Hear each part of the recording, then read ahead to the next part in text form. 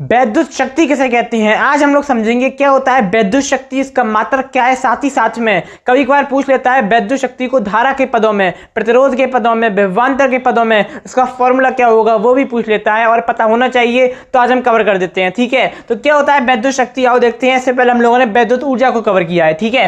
तो किसी परपथ में ऊर्जा के क्षय होने की जो समय दर है, यानी कि कोई आपका एक परपथ है उसमें जो ऊर्जा का क्षय हो रहा है, ऊर्जा खत्म हो रही है, ऊर्जा खर्च हो रही है, उसके होने की जो समय दर होती है वही आपकी क्या होती है, विद्युत शक्ति अथवा विद्युत सामर्थ्य होता है, जिसको आप क्या कह सकते हो, पावर भी कह सकते हो, ठीक है। तो इसके लिए हम इसको क्या करते हैं, पी से दर्शाते हैं। किससे दर्शाते हैं, कैपिटल पी से दर्शाते हैं। कैपिटल पी बराबर होता है डब्ल्यू अपॉन में टी, जहां पर डब्ल्यू क्या है, कार्य है, और टी क्या है, आपका समय है। जो कार्य में जो क्षय हो रहा है, जितने समय में हो रहा है, वही आपका क्या है, विद्युत शक्ति है। तो डब्ल्यू अपॉन में टी होता है। इसका मात्रक क्या होगा, तो आपका डब्ल्यू यानी कि आपका जूल, डब्ल्यू यानी कि कार्य का मात्रक क्या होता है, जूल। टी यानी कि समय का मात्रक क्या होता है, सेकंड। तो जूल प्रति सेकंड इसका मात्रक होता है, जिसको आप वाट भी कह सकते हो, ठीक है ना। दोनों ही क्या होते हैं, आपके विद्युत शक्ति के मात्रक होते हैं, ठीक है। अब यहां पर पूछेगा आपसे इसको विभवांतर के पदों में, धारा के पदों में, प्रतिरोध के पदों में, तो कैसे करोगे। तो देखो, अब हम जानते हैं W इज इक्वल टू होता है VIT।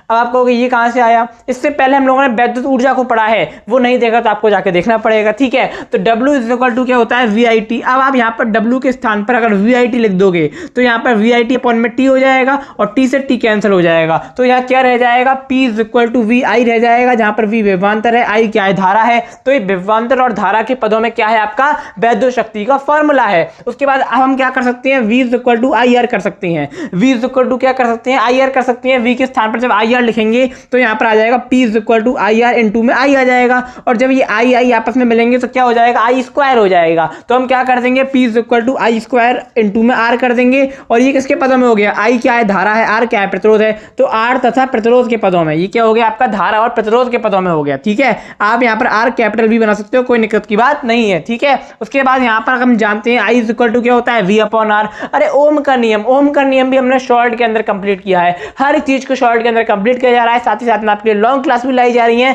वो भी आपको देखनी है। बस आपको जुड़ जाना है और आगे बढ़ते जाना है। हम लोग हमारा सबका मिशन क्या है, क्लास 12 के अंदर बोर्ड के एग्जाम में 95% लेकर आना, ठीक है। उसके बाद I is equal to V upon में R, तो हम क्या करेंगे, I के स्थान पर V अपॉन R लिख देंगे, तो V स्क्वायर R स्क्वायर हो जाएगा, इनटू में R हो जाएगा, R से R कैंसिल हो जाएगा, तो P is equal to V square upon में R रह जाएगा, और ये आपका क्या हो जाएगा, विभवांतर और प्रतिरोध के पदों में हो जाएगा विद्युत शक्ति का फॉर्मूला। आशा करता हूं कि आपको समझ में आ गया होगा। आप इसका फटाफट स्क्रीनशॉट ले लीजिए। मैं आपको मिलूंगा एक और नई क्लास में नए टॉपिक के साथ में, तब तक के लिए धन्यवाद।